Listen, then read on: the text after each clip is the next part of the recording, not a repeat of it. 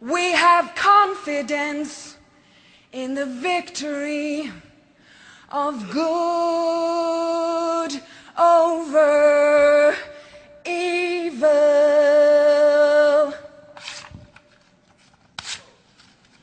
Fight the real enemy.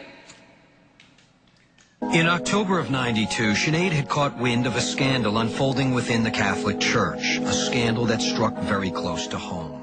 There were children who were being sexually abused by priests in Ireland, or who had been sexually abused by priests in Ireland, whom the Vatican knew of, but who the Vatican were doing nothing to help the families or the survivors of, and in fact were silencing the families. So I began to discover the lies, you know, and having grown up such a pious child and loved God and loved religion, I was raging that these people were actually turning people away from God.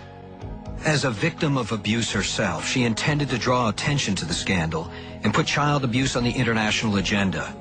She would begin with her next television performance. I knew exactly what I was doing, and I knew that it would take years for it to become apparent what I was doing, and I was prepared to ride that. Once again, Sinead O'Connor. On October 3rd, she took to the Saturday Night Live stage and sang an a cappella version of Bob Marley's anthem, War. Until the philosophy which holds one race superior. I sang the song and changed it, where he had used the word racism, I had changed it for child abuse. Child abuse, yeah. Child abuse, yeah. Subhuman bondage. Then she committed an act so controversial that to this day NBC refuses to allow it to be rebroadcast. Over evil. She held up a photo of Pope John Paul II and ripped it in pieces, shouting, "Fight the real enemy." There was just complete silence in the studio.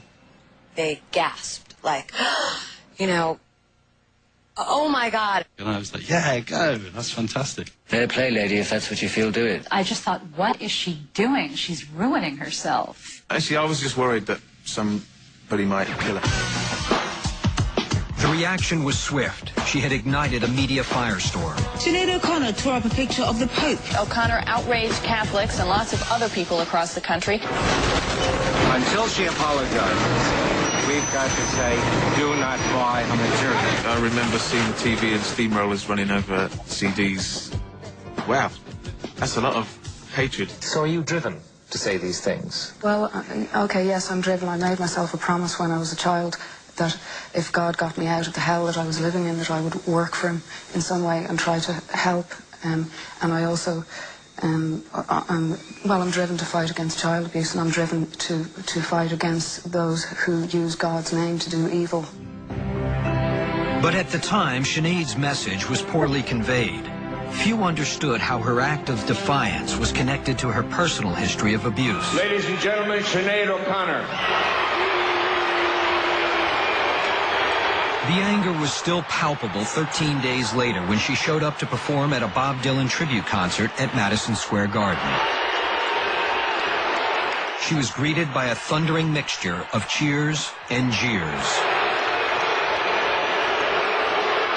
There was this incredible sound, this clashing of voices, and this vocalizing of these good and bad, as I saw it, good and evil having a war vocally with each other, you know.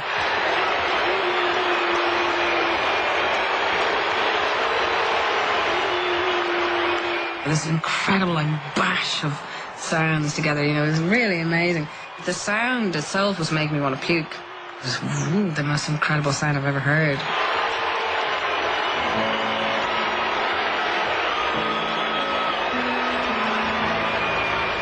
But then what happened was the noise was so loud that there was no point me doing the song I was scheduled to do, which was I Believe in You.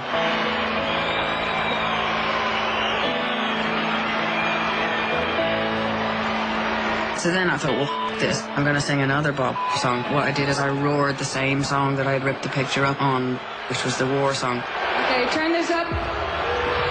Until the philosophy which holds one race superior and another inferior. And I screamed it so as I would get above this big noise. I've got to say roar! This was about child abuse and no f***er was actually going to let me get off my course here.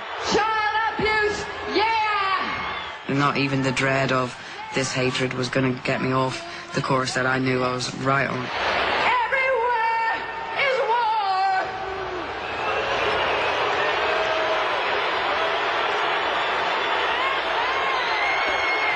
As she left the stage, she collapsed into Chris Christopherson's arms.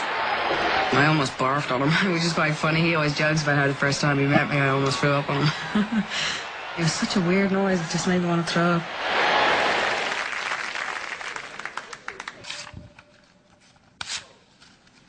Fight the real enemy! Fight the real enemy! Fight the real enemy!